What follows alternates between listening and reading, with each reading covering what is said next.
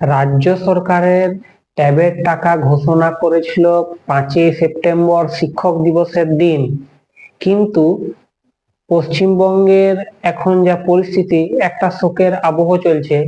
এর মধ্যে ওই টাকা দেয়া যাবে কিনা সেই নিয়ে একটা টানাপোড়েন শুরু হয়। এরপরে সরকার সিদ্ধান্ত নেয় যে সেই টাকা এখন দেয়া হবে না, অর্থাৎ বন্ধ হচ্ছে না, সেটাকে স্থগিত রাখা হয়েছে কিছুদিন। তো কবে টাকাটা দেবে সেটা সম্বন্ধে সঠিক নোটিশ কি দিয়েছে সেটা নিয়ে আলোচনা করব। তার আগে চ্যানেলটিকে অবশ্যই সাবস্ক্রাইব করে দাও, বন্ধু বান্ধবদেরকে শেয়ার করে দাও এই বিষয়টা। 2021 সালে বর্তমান মুখ্যমন্ত্রী ঘোষণা করেন যে ট্যাবের 10,000 টাকা করে দেওয়া হবে অনলাইন ক্লাসের জন্য।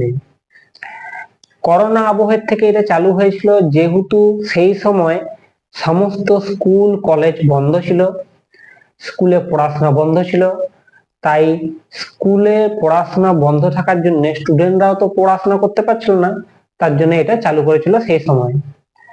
তারপর থেকে প্রতি বছরই দুর্গাপূজার আগে 1 মাস কি 1.5 মাস আগে এই টাকাটা দেয়া হয়, প্রত্যেকজনকে 10,000 করে দেয়া হয়। 12 যারা পড়ে অর্থাৎ দ্বাদশ শ্রেণীতে তাদেরকে এই টাকাটা দেয়া হয়। কিন্তু এবছর 2024-এ ঘোষণা করেছে যে 11 এবং 12 একসঙ্গে 10,000 টাকা দেয়া হবে। মোট 12 লক্ষ স্টুডেন্ট এটাতে টাকাটা পাচ্ছে। মোট 900 কোটি টাকা বরাদ্দ হয়েছে এর জন্য। 5ই সেপ্টেম্বর ঘোষণা করে দিয়েছিল যে সমস্ত 5ই সেপ্টেম্বর থেকে টাকা দিতে শুরু করবে এবং সবাইকার অ্যাকাউন্টে চলে যাবে। তার জন্য অ্যাকাউন্টের নাম্বার, ডকুমেন্ট সমস্ত কিছু জমা দিতে হবে।